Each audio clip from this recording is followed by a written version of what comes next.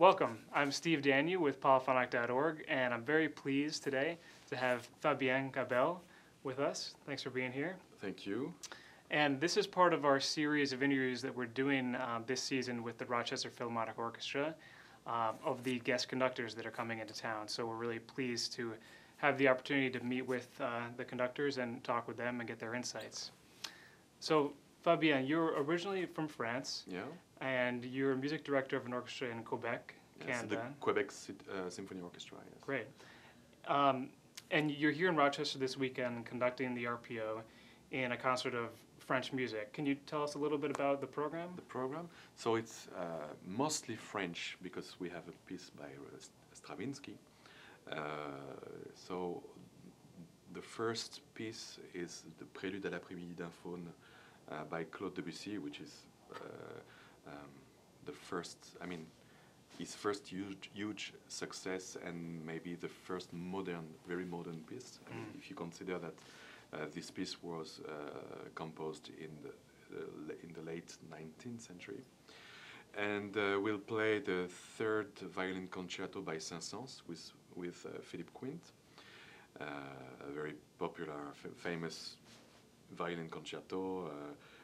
Very nice piece, not as deep as Tchaikovsky or Brahms concerto, but it's a very nice piece of music, very enjoyable. I think it's just music to make people happy.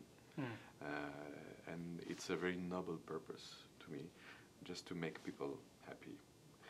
And we'll play Une barque sur l'océan by Maurice Ravel, which is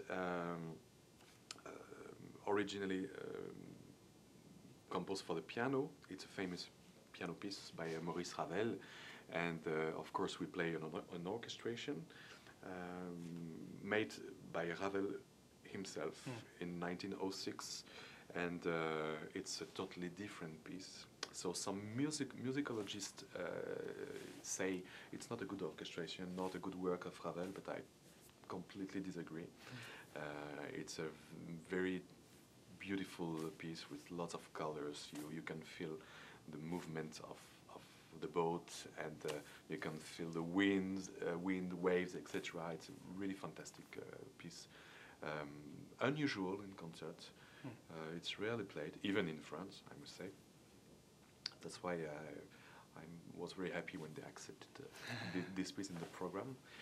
And we'll play Tzigan by Ravel for violin and orchestra, a fantastic showpiece for the soloist and the members of the orchestra. And the Firebird, L'Oiseau de Feu by Stravinsky, which is, of course, one of the most popular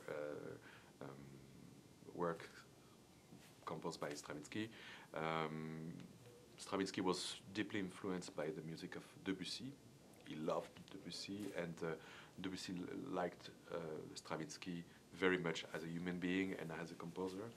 And you can feel in the Firebird this influence in textures, but also it's still a Russian piece, you know. So it's a kind of balance between French and Russian music.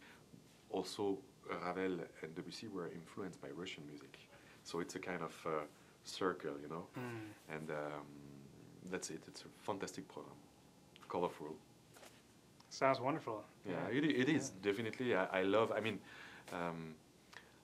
I grew up in a musical environment, and this repertoire is really familiar to me because France, we are lucky to play very often this kind of music, maybe more than elsewhere, and I'm fighting for it because it's great music. It's completely different than Mahler or Shostakovich music, of course. Mahler is big form, big orchestras, Debussy and Ravel too, but you have a big amount of information in a short amount of time. And that's what I like, precision in music. Yeah, very interesting. Yeah. Well, let me ask you too about the difference between guest conducting and being a music director. which you're doing both. How does your approach differ?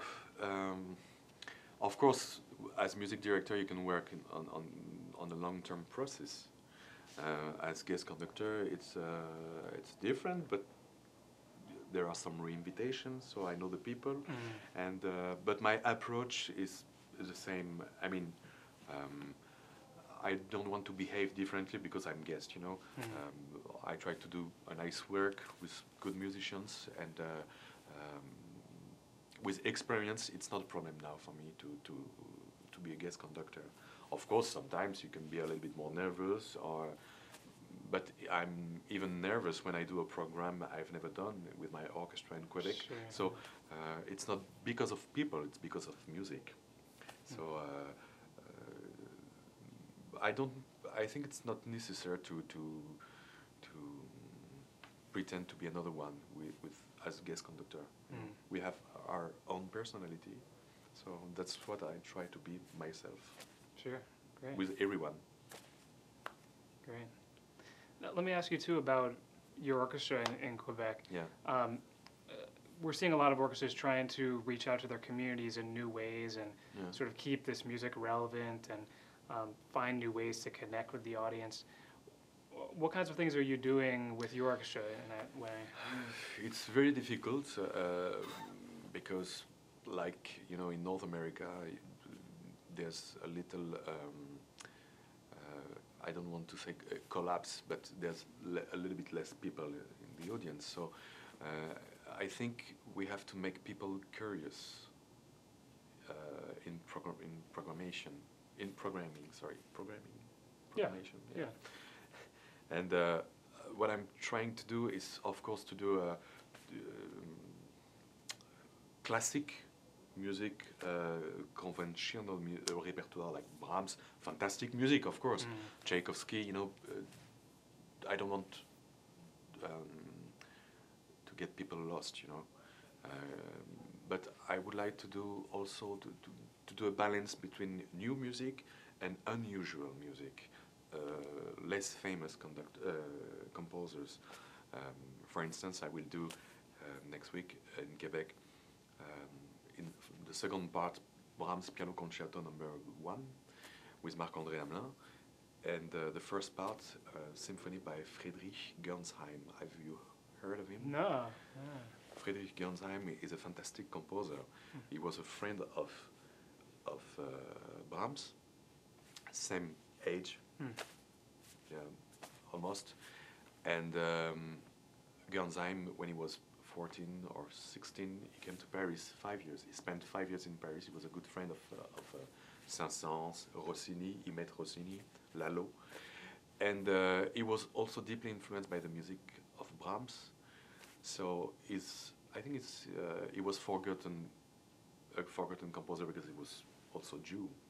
You know, after he died in 1916. So after with what happened in Europe as Jew, his music was prohibited.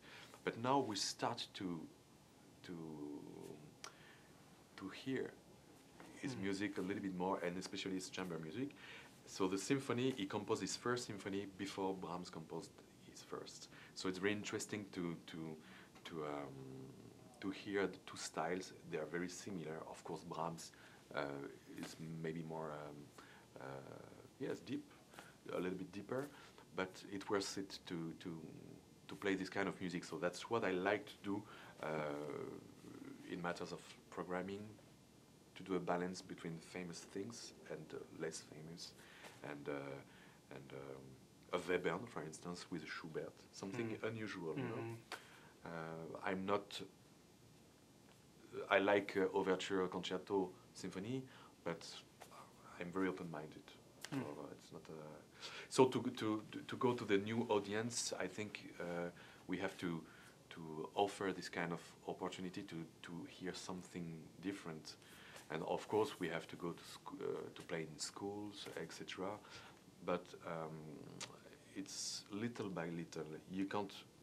Obviously, we can't play in the dining room of a house, and we have to bring people to us, but we have to play for us, and we have to go to schools and to teach, to educate a little bit, but there is also a big responsibility of parents, because if parents don't educate their children with classical music, I mean, we can't do it at home for them. So it's I think it's complicated, but I'm optimistic. Great. I think music will be always. I mean, we can't erase 400 years of classical music and performance in only 20 years because of globalization, because of internet, medias, etc. So I'm optimistic. Great. Not like everyone, but we have to be optimistic. Well, not like some of the articles we've seen recently saying that classical music is dead. No. And there's been a lot of, No, back and forth about that. I disagree, totally disagree.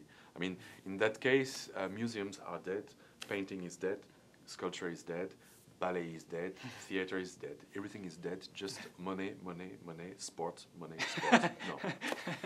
No. It's, I think we have to fight for culture.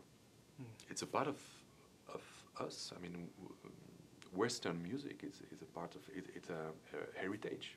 Sure, yeah. So we have to fight for this, for what elders, yes. Yeah, sure. Left. Yeah. So it's a kind of crusade. Crusade is not a good word, but we have to fight. Yeah. Yeah, great. Well, one last question for you. What advice might you have for younger musicians and students who want to be musicians and want to be like you when they grow up? I think it's very important to study.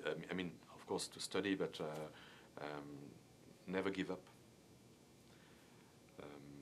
There's always a period in youth. When you're a teenager, you want to give up, or you don't feel, you don't feel comfortable with music, and it's difficult to surpass a certain level of playing. You have to keep studying and be honest. Don't look for fame. If you are talented, you will be famous. But you have to study and be open-minded and go abroad. When you graduate, you have to go to Europe. I say to European conductors, young European conductors, go to the US. There's no borders in music, and for US students, maybe 95% of the music was written in Europe. So come to Europe, and you have to absorb what there is in Europe, and you have to meet all the schools, to meet all the way of playing. There are so many variety of playing. It's very exciting, very interesting. So that's music. No walls between people, I think. Yeah. So wonderful. Well, thank you so much for joining us today, and I hope you have a great rest of your time here in Rochester with the orchestra. I definitely will. Yeah. Yeah, great. Well, thanks for watching, and we look forward to seeing you next time.